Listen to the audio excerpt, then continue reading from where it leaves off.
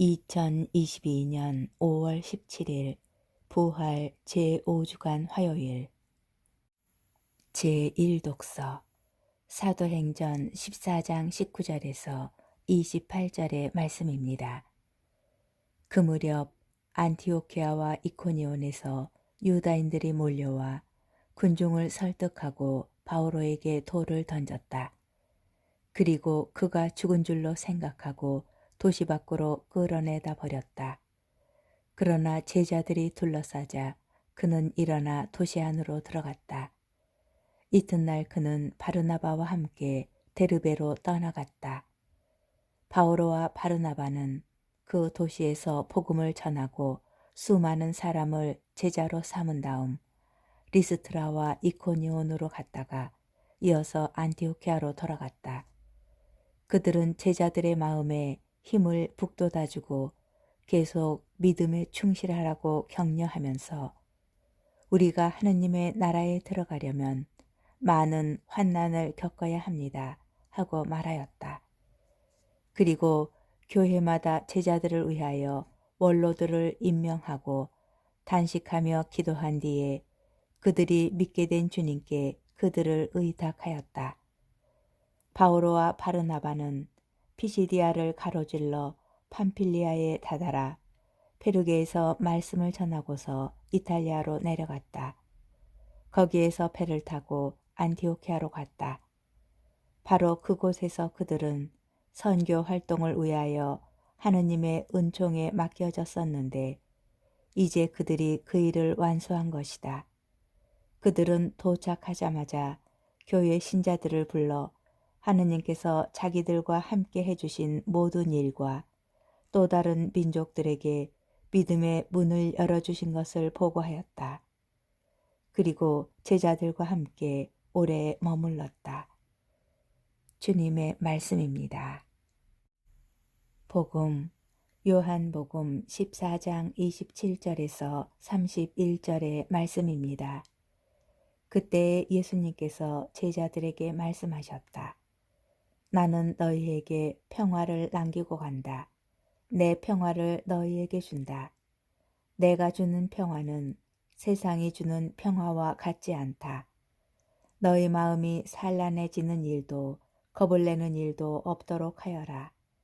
나는 갔다가 너희에게 돌아온다고 한 내 말을 너희는 들었다. 너희가 나를 사랑한다면 내가 아버지께 가는 것을 기뻐할 것이다. 아버지께서 나보다 위대하신 분이시기 때문이다. 나는 이 일이 일어나기 전에 너희에게 미리 말하였다. 이 일이 일어날 때에 너희가 믿게 하려는 것이다. 나는 너희와 더 이상 많은 이야기를 나누지 않겠다. 이 세상의 우두머리가 오고 있기 때문이다. 그는 나에게 아무 권한도 없다. 그러나 내가 아버지를 사랑한다는 것과 아버지께서 명령하신 대로 내가 한다는 것을 세상이 알아야 한다. 주님의 말씀입니다. 오늘의 묵상. 오늘 복음에서 예수님께서는 이렇게 말씀하십니다. 나는 너희에게 평화를 남기고 간다. 내 평화를 너희에게 준다. 그런데 마테오 복음에서 예수님께서는 다음과 같은 말씀도 하십니다. 내가 세상에 평화를 주러 왔다고 생각하지 마라. 평화가 아니라 칼을 주러 왔다. 나는 아들이 아버지와 딸이 어머니와 며느리가 시어머니와 갈라서게 하려고 왔다. 그렇다면 오늘 복음에서 예수님께서 주시겠다는 평화는 도대체 어떤 것일까요? 세상 사람들이 기대하는 평화는 아마도 전쟁이나 갈등, 분쟁과 싸움이 없는 조용하고 평온한 상태일 것입니다. 그러나 이런 평화는 가식적이고 꾸며진 경우가 많습니다.